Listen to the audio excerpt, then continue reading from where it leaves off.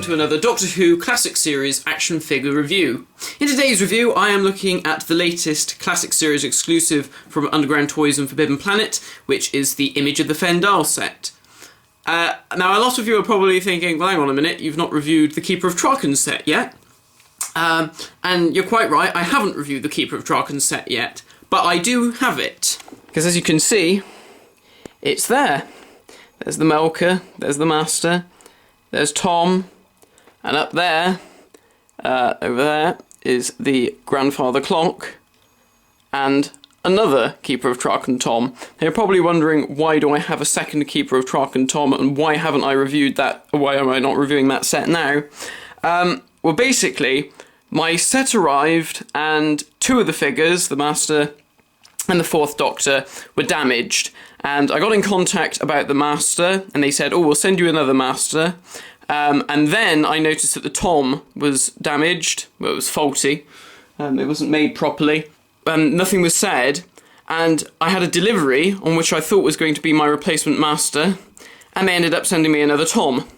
And then I got an email from them saying, we're sorry that two of the figures in your set have been faulty, we're going to send you a new set for free. So I'm actually awaiting the delivery of a brand new Keeper of Traken set, which hopefully will have a brand new Master in it.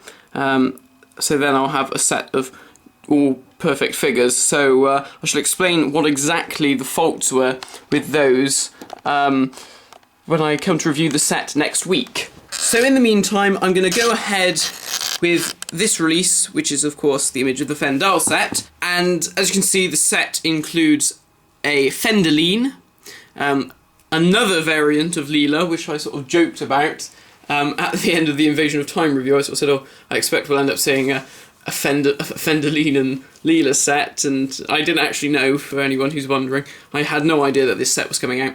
And of course it comes with a baby Fendalien and the Fendahl skull on a plinth. So, to start the review off, I'm going to talk about the Fendalien, because we've all seen this Leela figure, and then I'll go on to the accessories in just a second. It is massive, it is quite a big thing, it's bigger than I thought it was. So here is the Fendalien. A lot of people always call this a Fendahl. It is not a Fendahl, it is a Fendalien. The lady, painted gold, with the eyes painted on her eyelids, that is the Fendahl. This is a Fendalien. So this is a solid figure, it's rotocast, which means it is the one-piece sort of rubber.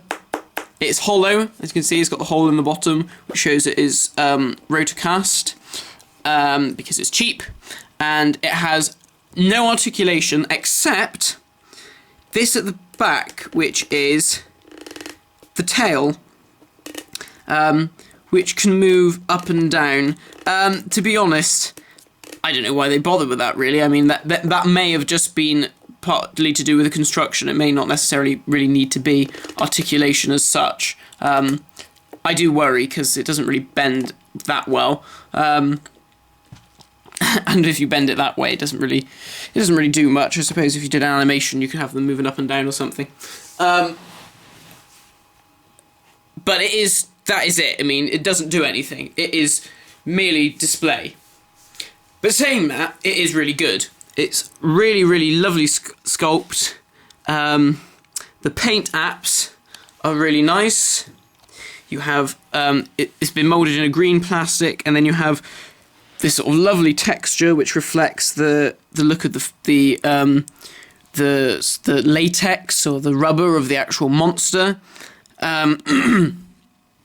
You have these sort of dark areas of brown and these like lighter washes of cream over the top, and then even more so here, nice colouring going into the sides. And then if we look at the head, what's interesting to note is that it does have what appears to be two little eyes here. Now in the actual programme, you can't ever really see that it looks like that. They do actually have it, because I saw this and I thought, well, why have they got these like little dashy bits for? They never had eyes. and in the actual program you can't really see it, but a few pictures I looked at do actually have these, but I think just because of the way it's shot and just the way the prop is, it doesn't really come across that well on screen. Then you have the tendrils here, which are really cool. They just sort of dangle down. They're actually two pieces, a bottom piece and a top piece, and those are like stuck in there. The way it works in the program, here they're sort of out more, they're sort of sprayed out. But in the actual program, they really are more just sort of, they really do just sort of dangle. But this is cool because it does sort of give it more of an action stance. It makes it look like they are sort of moving. So that's a really good idea. And then the other separate piece is this bit here, which is the bit on the back. It is glued down. It kind of moves. It isn't solid. It isn't solid. But if you listen carefully, it does a bit cracky, and I think that's the glue cracking. So I wouldn't advise you to like try and bend this or anything. And then that's just sort of red here with bits of a wash inside. If I just turn it around as well to show you the back.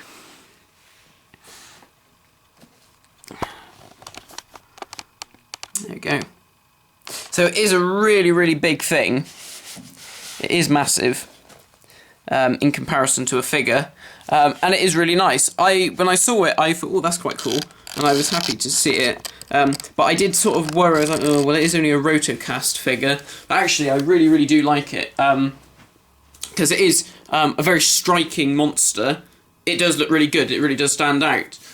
What I also like about this is, although this is an adult Fendalien, this actually probably isn't far off to how big the actual baby Fendalien props were in the program. I'm sure the actual props for the baby ones probably weren't that much bigger than this. So it's almost acts as a life-size replica of a baby Fendalien, which is really cool as well. So, you know, it's almost like a double whammy. You've got an adult Fendalien figure, but you've almost got a baby Fendalien prop. So, really like this, really cool. Very quickly going to talk to you about Leela.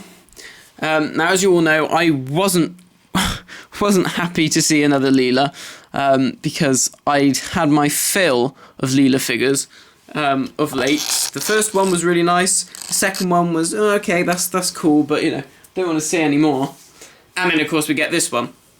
The figure is exactly the same as the one that was released in the Invasion of Time set. The only differences with this one and the Invasion of Time Leela are, of course, the head. So if I just very quickly zoom in, I shan't go into the articulation and things because I've reviewed Leela twice now, and I think we can all safely assume that we know what the articulation is for this figure. And if you haven't, if you're desperate to know, I suggest checking out either the Invasion of Time Leela review that I did or the Face of Evil Leela review that I did earlier on last year. But it actually isn't a new head sculpt, which is surprising, because I thought, oh, it must be a new head sculpt. But it isn't. Oh, don't fall over, Leela. It's actually just a new hairpiece. The back of her skull is actually a separate piece to the rest of her head. It's a plug. So it's been glued in. So basically this would pop out and the manufacturers would get the other hair, the long hair, and then just plug that in. So it is the exact same sculpt, just with a different plug at the back, which is a really clever idea. My Leela's face is a bit funny. She's got a bit of a dodgy eye, but she just sort of looks a bit drugged up, or a bit drunk. So, but the hair sculpt is quite nice. All the detailing on the bun, and then the little strands here coming down, which is really nice. Looks very realistic, and really does match the on-screen look. And then finally the accessories. So first up we have this baby Fendalien.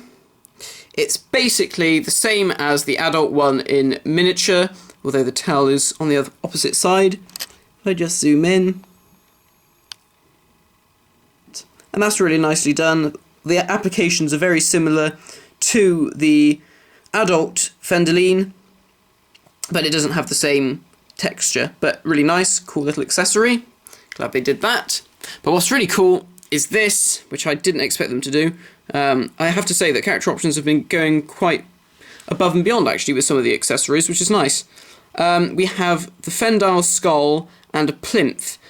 This does just balance on there, which I'm not sure if I like or not. I think I would have preferred it if there was some sort of peg that this plugged into, just because it's a bit fiddly to get it to stand on it sometimes, and if, you know, it's just a bit awkward. There's actually a dip on this side, so I don't know whether or not to just keep it in there, because it does seem to fit better. But the plinth is just what you can see. Silver cylindrical pillar type thing. Then you have the skull of the Fendahl skull. Very nice. Brand new sculpt. It's nothing like the ones that came with William Hartnell. It's cast in a sort of amber looking plastic. So it is sort of transparent. And then it has the white wash over the top. It does look really cool. When you hold it up to the light, don't know if you're going to really get to see it on here. If you hold it up to the light, it does look like it's glowing, like that. So that's really cool. And what's really nice is at the back of the skull, they've even sculpted in the pentagram. You might be able to see that there. Yeah. So that's really nice. Good attention to detail. I did wonder about that, actually, if they would do it, and they did.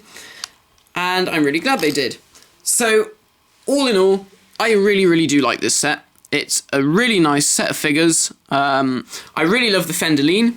I think it's great. The accessories are really cool. And, you know, Leela's alright. I mean, again, personally, I'd have much preferred them to have done a variant of the Doctor.